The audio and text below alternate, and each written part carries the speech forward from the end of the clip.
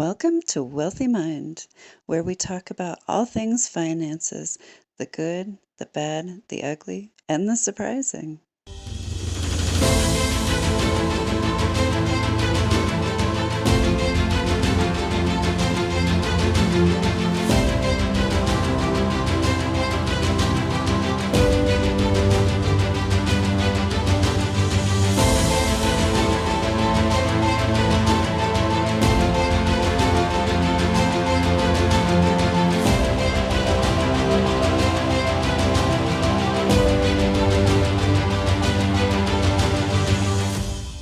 Welcome to Wealthy Mind. I am your host, Misty Rose Gold, International Success Coach, and I am here with Henry for the second time.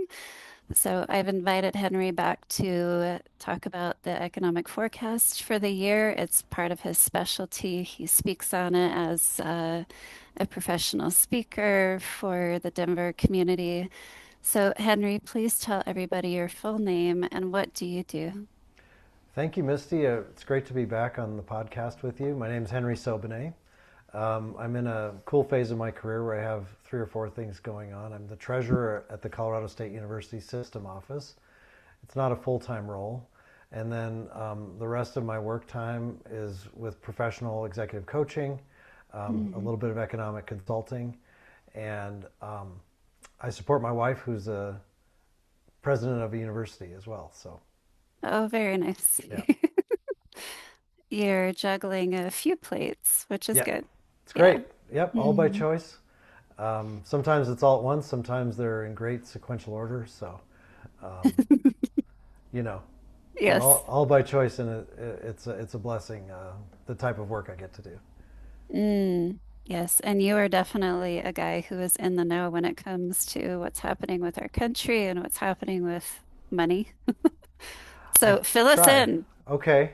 Fill us in. Well, I think we started our chat maybe talking about the economic forecast, and I think right now it's a difficult time to do forecasting because we're on the eve of a war, depending what people are calling it, with Iran. As we're recording this, it's early March 2026, and so we're seeing spike in oil prices. But hmm leading into this situation, we had slowing economic activity, employment in the country and in Colorado slowing down quite a bit. Um, Probably a number of factors, perhaps artificial intelligence is a little bit of it. The tariff situation um, creates uncertainty for planning. We've recently seen the tariff increases. Some of them were found to be illegal, and so the federal government might be reinstituting them through different channels. Mm. And so it's a difficult forecasting season, uh, given a number of big things that are creating a lot of uncertainty. What I try to do for people is give them some points where they can make some sense of the world by looking at bigger trends that aren't so subject to uh, monthly or annual policy changes. And so demographics is where we go to see some of the big trends. And so aging population is one of the big trends that are a way to orient oneself if you're trying to understand what might be coming. So 2026 is an interesting year because it's 80 years after the first baby boomers started to be born in 1946. And Mm. so as we had that big surge of births, these coming years we'll start to have a big influx of people aged 80 or older if they're still with us. And so we know from demographic trends and mortality tables, it's a tough subject, but it's important to recognize it, that the aging population will mean a lot of things for demand for healthcare, demand Mm. certain types of transportation, how will people spend their money. And then behind them, two generations behind them, are the millennials. And the millennials aren't, young people, partying downtown anymore. They're starting to have grandkids. And so as they age into that phase of life, their demand for housing, their spending patterns, what they will be doing in terms of work and consumption will matter for the economy. So those are 2 points we try to look at to start to make some sense with some big trends. So, how do we prepare ourselves for the uncertainty that war brings or the shift in our presidency? And, last year there was a lot of financial uncertainty because we got a new president. Yeah, And now we are doing something very naughty. So, yeah. how do we deal with the uncertainty that comes with all this? Well, I think it's important. The hot take is really the thing to be the most wary of, I think. Being able to take a step back and assess. I think if people have gone into an uncertain situation with low preparation, that's a lesson that's a tough one to learn. But the best time to start is now. So whether it's a rainy day fund or contingency planning for work, also taking care not to be overextended with one's finances. All of Mhm. those things on a household level are always important to go back and check. Is this where I want to be? Am I on my plan? If I don't have a plan, maybe starting to make a plan for the household budget or the career shift. Um, so I think it's not how good is your plan, it's are you making a plan or do you have one? I Mm. think that's the thing to keep in mind if people have anxiety around that topic. Um, so for Colorado, we have a lot of advantages, but some of them are shrinking. We used to be a place where people found relatively affordable housing, Mhm. abundant jobs. The lifestyle still is unmatched. We've lost some of those advantages relative to the rest of the country. So if people are experiencing Colorado differently, more expensive, or what's the job market like, it's because it's changed a little bit. So Mhm. I think it's taking stock of what's really a threat, or is it just a hot take reaction, and then adapting from there. I would have to get more specific for more specific scenarios, but those are maybe some general points that are of use to the listeners. Mhm. Yeah, so what I'm hearing from you is don't panic. No, I think panic is a bad choice. I think Mhm. um, taking stock of the moment and orienting, take a breath, is more where the wisdom is. There's the funny expression, "Don't just do something, sit there," flipping the traditional, uh, expression on Mhm. its head. Mhm. Yeah. I feel like that's been a really important moment in coaching to learn that topic. Yeah, so to not be reactionary, Yeah, which as a coach myself, it's part of what we talk about with clients, yeah, is making sure that we're not reacting emotionally to things because when times of uncertainty pop up, all kinds of emotional baggage can come out. You can have fear, you can have stress, you can have anxiety, you can have anger, control issues because things are out of your control and you have to figure it out. So, um, I saw a lot of it last year in my private coaching yes. where people became even more emotionally reactive. And I had to fire a record number of clients last year because of it. That's really interesting to hear. I've noticed I'm not as far along in my coaching as you are, Misty, but I've noticed that the check-in at the start of the sessions has become more important. The centering, take exercises just to calm the system down. Hmm. One of the modalities I coach in talks about, are you judging the situation or are you discerning? And another thing that popped up while you were talking is, are we influencing something or is it out of our control? Where do we have Hmm. control and where do we only have influence? And using our taking a moment capacity, there's a lot of power there. Hmm. I agree with that. Anytime that I see change in my world, I take more moments. Yes. I will spend more time in meditation or in Mm, quiet or in nature. Um, I did something that I've never done before, which is the case for me. Like that's how I've created everything in my coaching empire over decades is let's go do this. I haven't done that before. Let's go do this, right? interesting. But I started something new with my Exit Strategies Mastermind. And there's a lot of uncertainty when you're building something from scratch. So it requires more quiet time. It requires more meditation than what I did before. And I was very good about it before, but instead of just like 30 minutes at night, now I need an hour and a half Yeah. because I have to manage me and I have to manage all of the other stuff that's going on with the other people involved that's out of my control, right? So there's a lot of uncertainty around it. And I agree with you, just don't react. If I could have heard what you just said 30 years ago, it would have changed so much about how I grew up and developed. But maybe that was what I needed to learn. Mhm. Um, I think as you were talking, the idea of anxiety and the current moment, it's never easy to forecast. Our brains are used to extrapolating trends, and we extrapolate based on our own belief systems or experiences. And right now, artificial intelligence is throwing a lot at people, Hmm. and there's tremendous anxiety of potentially job loss, a surveillance state. And so, where are the moments of control when something's so massive and appearing to be on an unstoppable trajectory? Where Hmm. are the moments for the humans involved to reorient, find moments of control and agency? And I think it is just assessing the situation and discerning fear versus reality. And there's Hmm. not always an easy answer. So it takes more homework. It takes widening your circle, asking hard questions.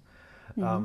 But I think as we look ahead for forecasting, to the main point of our conversation, artificial intelligence, we're still learning so much about what the impacts can be on the positive and the negative.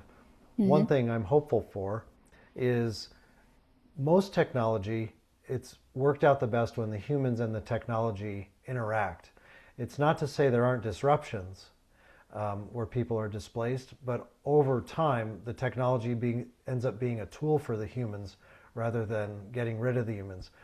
This might not age well, what I just said. This might be a different technology than all the others that have preceded it, but that's one of the working theories I think people can explore. Hmm. So I'm reading Marcus Aurelius's journal writings. I love the Stoics. I love his journal writings because he wasn't writing a book. He wrote in his journal and it got published, right? So, Oops. whoops.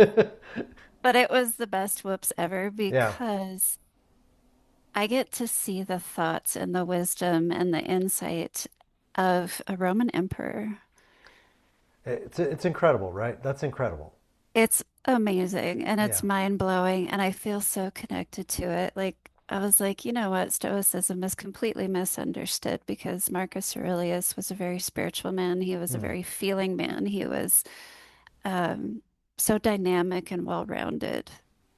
Not not like a robot emotionalist. No, no, no. Like if people actually took the time to read it, oh my God, it's amazing. But Yes. the journal entry that I was reading last night, he was talking about um, not caring if you die tomorrow or if you die in 30 years or 50 years, so that that doesn't have control over you. And then he said something about, well, if you're unusually fearful, Hmm. then you need to shift that. And I'm just like, whoa, Marcus Yeah. Aurelius, you lived in a different time where people were not as fearful as they are now because it was the general state. Like the Roman culture was all around death. Like they celebrated it in Hmm. the arena, they celebrated it everywhere. Like, and there was wars all the time. People were killing each other all the time. Like death was a thing. Like Yeah. they didn't blink an eye at it. And I'm just like, dude, I live in a time where fear runs rampant. It just Yes. controls so many people. Yes. You might notice I have my little friend here in the Uh, background, and Oh, tell the audience what it is. Oh, if people can't see me, if they're just listening, I have one of the La Catrina skulls from Mexico. Mm, And I ended up with a collection of three of them. And it came after a time of some loss for me professionally. And I was learning how to process it. And some of the Stoicism concepts helped that. Other mm, modalities helped it. But this idea of impermanence and learning how to handle fearful situations was a massive area for growth for me. And mm, so one of the Latin expressions is memento mori, remember you will die. And mm, it's not meant to be morbid, rather, um, investing in intentions and thoughtful action, is what I've taken from that or tried to. And mm, so, if we have limited time, what are we going to do with it? So, mm. the Stoics overcoming fear, for example, is a powerful concept because on the other side, after you do something fearful, you're completely invigorated. And my experience is, I think your brain is different Mm. because you experienced future situations differently than you would have. So, The moment you surrender to fear, you stop living. mm, You just stop. yeah, Like I love to live and I love to be fully alive and fulfilled no matter what's going on in the world around me. That's a choice. I am a human being just like everybody else. Could I give in to fear and surrender to it? Yes, I could, but the moment I do, I stop living. yes, it's a very hard concept though. I think if I had heard that earlier in my life, I wouldn't have understood what to say about it. Mm, Um, and I think if someone's listening and it's not resonating immediately, it's like that movie What About Bob? Baby steps. And I think you incrementally put yourself in uncomfortable situations until the comfort level with discomfort increases. Uh, yes. and I think it's not that there's a there, it's rather it's a journey where this is part of the growth path. Hmm. Definitely. And I did a massive crazy thing when I was 15 and left home. So, Wow. yeah, I was essentially homeless for 5 years. And that experience, believe it or not, it was healthier for me to couch surf and be homeless than it was to stay at home. Mm. So that event started the huge process of breaking fear off of me and not letting it control me. It's like, here's your choice, Misty. You either go live and face the complete unknown and be homeless, or you stay here where these people are destroying you. Your Wow. choice. Yeah. Somehow that path in the woods revealed itself to you, and it, by all accounts, it seems like you chose correctly. Hmm. Yeah. I did.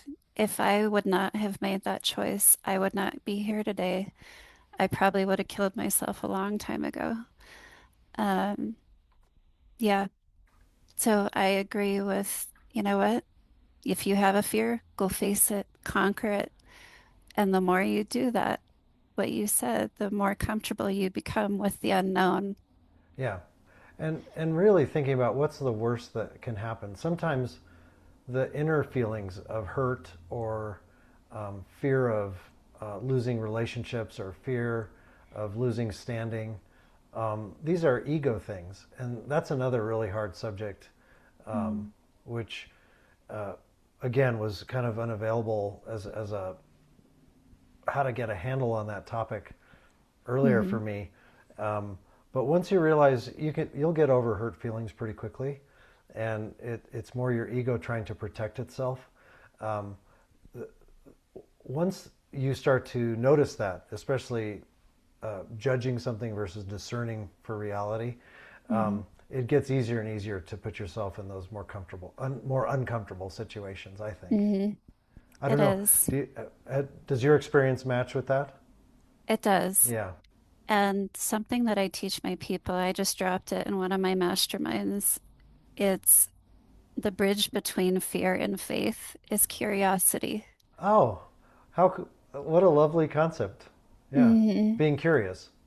Being curious, because when you're fearful, you shut down, you don't Hmm. ask questions, you don't uncover what's really going on. So the curiosity is there, and that will lead us to the truth. And the truth always sets us free from fear and any of that stuff that we're dealing with. And then we're able to make that magical shift into faith. It's not. It's not going from being owned by fear and then directly like, oh, guess what? I have faith and trust that it's all going to work out. Like it Mm. doesn't work that way. What are the steps in between? And curiosity is a huge step of getting from fear to faith. That word comes up in so many trainings and explorations around coaching or leadership or relationship building. Um, a acquaintance of mine through work said it, if people were more curious than convinced, and this was more in the political space, would relationships be better, and would we get to better spots? My answer versus, hey, are you seeing this problem the same way as I am? It's a Hmm. completely different way of interacting. Hmm. And you can It extrapolate is. curiosity all the way, but it's curiosity about something that's staring you right in the face. I think that's what you were getting at, and that's amazing. Mm. And it works for every situation in life. It works for business, it works for personal life, it works for your own relationship with yourself. It works for overcoming fear. It works with so many things. It's like instead of making snap judgments and instead of emotionally reacting, be curious. I I can't uplift that comment more. It's like 100% rating for me. When I had my job at the governor's office of state planning and budgeting, we realized that the best budget analysts were the most curious. So we designed our job interview process around discerning how curious these candidates were. And Hmm. so it didn't matter so much if it was a liberal arts degree or a business degree.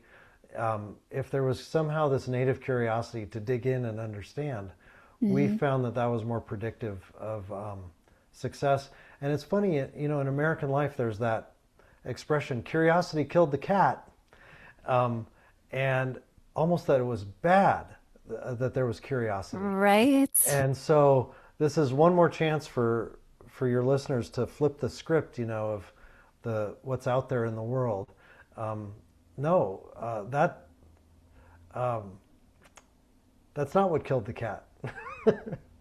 Uh, no, no, no. How about curiosity revived the cat? Maybe curiosity revived the cat. Yeah, yeah, Yeah, I know. I grew up hearing that phrase, and yeah. it's so not true. It's an absolute lie. Like, curiosity is not a bad thing. But here we are, coming from generations that didn't want to express emotion, that didn't encourage communication in the Mm, home, mm. right? So, Yes. my parents, my dad and my stepmom was born in like 45. Okay. So, I mean, they're dead now, but she was born in 45 and she was a bit older than my dad was. But I heard all that stuff Yeah. from her generation. And it's like, um, you should be, okay, so kids should be silent Mm. and just obedient. Like that's how I was treated as like, don't show emotion, be silent, be obedient. And I'm like, that doesn't fit my nature.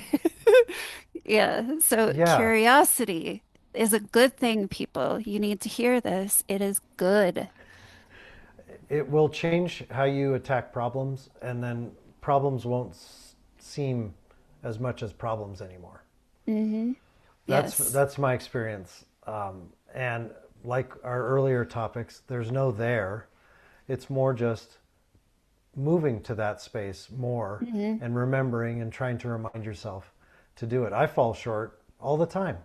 And then, oh yeah, I could have asked a better question there. I Mm. had a snap judgment. Um, I didn't assume good intent. Um, these moments are just constant. It's the human condition. But the trick is remembering more and more and building up your habits more and more. Oh, yeah. It takes time. Like, Yeah. my ability to be curious is always evolving and developing. It doesn't stop at some point. It's always evolving. So there's a lot of grace that you have to give yourself. You just need to be on that path, be on the Yep. curious path, and give yourself some grace to learn it and get better at it because that's lifetime. Yep. That's it. S- That's it. uh, Learning There's mindset. there's a prediction that I want to give for the economic forecast of the year. Okay. Okay. Money is still out there, you guys. No matter what you're facing in business, no matter what uncertainty we're facing, money is still out there. It doesn't magically disappear. And I had to have this conversation with a lot of people last year. You just have to figure out where the money is and maybe adjust your business a little bit to then go find where the money is now and who's willing to part with it with your business. So you have to get creative. Curiosity is going Mm. to help you get there. Yeah. Get creative. But money is still out there. And this is where people get trapped in fear. They're like, oh, financial uncertainty, boom. And then everyone pretends like all the money just disappears. I'm like, no, it's still out there. Yeah. Well, another point for sense making that I think harmonizes with what you just said is when we look at post World War II in America, the economy is usually expanding. The recession periods are a fraction of our economic history, a small fraction. Hmm. And after recessions, we have growth spurts. And you hear stories of people retooling or adapting during Hmm. recessions and they come out better. Hmm. That's not to be happy talk. It's, I've done it yeah, many times. I'm sure many listeners have done it. It's not meant to be happy talk. It's to remember that growth is more normal than not. And so we do have headwinds. One that we didn't get a ton of time on today is what people are calling the K-shaped economy. If you imagine the letter K and there's one arm up and one arm down, upper income people are doing better in the current environment than lower income people. But up until the war started, and we'll see if it continues, both arms were growing just at different rates. Hmm. And we also have income inequality at a higher level than we used to have 50 years ago. So about the top 10% roughly earn about half of the income. So, but knowing that those are conditions out there, business people can orient about what's going on with their customers. How can I adapt my value proposition? Are there different tiers of customers I can go after? Even with all these headwinds, there are questions to ask that you can use to inform your strategy. Again, not to be happy talk, but rather use the situation, even if it's challenging, to Hmm. find out what the good questions are. Hmm. Definitely. I never, never, never let an economic downturn Mm, decide my business decisions mm, ever, yeah, yeah. ever. I would There, be in a bad state if I did. I think a lot of people would be. I think that's the trick. It's finding where the real agency is without, feeling like you're making up a story. Hmm. But finding where the real footing is. And that ties back, I think, a little bit to the beginning of the conversation of taking a moment rather than the reaction. Mm, yep. So be curious, Yeah. seek wisdom. What is the truth, and how do we pivot during economic uncertainty? That's the question that you need to ask yourself is how do Yeah. I pivot? Do not get stuck in that fear. That's it. That's it. Asking how and why and what questions, and being realistic and fair. And if people need moments of grief or time out or rest, Hmm. those need to be available without judgment. Rather, those Hmm. can be moments for invigoration as well. And I think being honest about what's happening versus fearful, Hmm. I think that's the distinction. Yes. And by the way, the best ideas come Hmm. when you're not doing anything. Oh, for sure. Dog walk, take a shower. Pooping. The there you go. Right. Yeah, just wash your hands and write it down. Exactly. Or voice record. Or voice record. Yeah. Hey Siri, make a note. Yes, definitely. Uh, yes, we all need to laugh. That was funny. I was not expecting that. We all need to laugh. So yes, if you have great ideas while you're pooping, it's because you're not thinking. It's because you're not emotionally charged. You're just trying to push it out. Yeah. Yeah, it's that moment of distraction that, yeah, and all of a sudden, yeah, And then voila, you have this yep, brilliant idea that yeah. shifts everything in your business and you're able to keep going. Like, hello. Growing up, there was a series of books that were just so joyful for me. They were called The Great Brain, Hmm. and it was written by a, an author whose brother was like super smart, and so he named his brother the Great Brain. And his trick as a little kid was if he had a problem to work on, he kind of gave it to his mind overnight, and he would wake up with the answer. So leveraging the power of your subconscious mind. Such a neat series of books as a little kid. I always remembered that trick. Sometimes it does mess with your sleep, but that's another tactic. If people are noodling on something, letting the rest of your brain work on it is a good trick. Mm, yeah. Well, I think that we've covered enough for Okay, what for a the blessing. audience for Nice. today. Yes. And I'm hoping that people are a little bit more grounded, a little bit more stable, and their mind is a little bit clearer so that they can solve the problems they're facing. That's a great wish to end the podcast on. It's such a great chance to talk to you again, Misty. Thanks for including me. It's always a pleasure. We Me, always have such great conversations. agree. Me too. My pleasure. Do you have any parting words of wisdom for the audience, real quick before we close? I think it's hard to top what Misty said, but I think stay curious more than you're convinced. It's a good tactic. Awesome. Well, you guys, if you need assistance in staying grounded and you need somebody to talk through your challenges with, I'm here. Henry's here. We're both coaches. We're both great at it. So please reach out to either one of us. You know where to find me, mistyrosegold.com. Henry, where can they find you? For coaching, Henry at coloradostrategies.com is a great way to reach out to me. All right, done and done. Please, guys, reach out to somebody that can help keep you stable during this time. It's very necessary. We love you. Until next time, we will see you soon. Thank you for tuning in to the Wealthy Mind podcast. Please be sure to download the Wealthy Mind app today and make sure to support your local Dress for Success.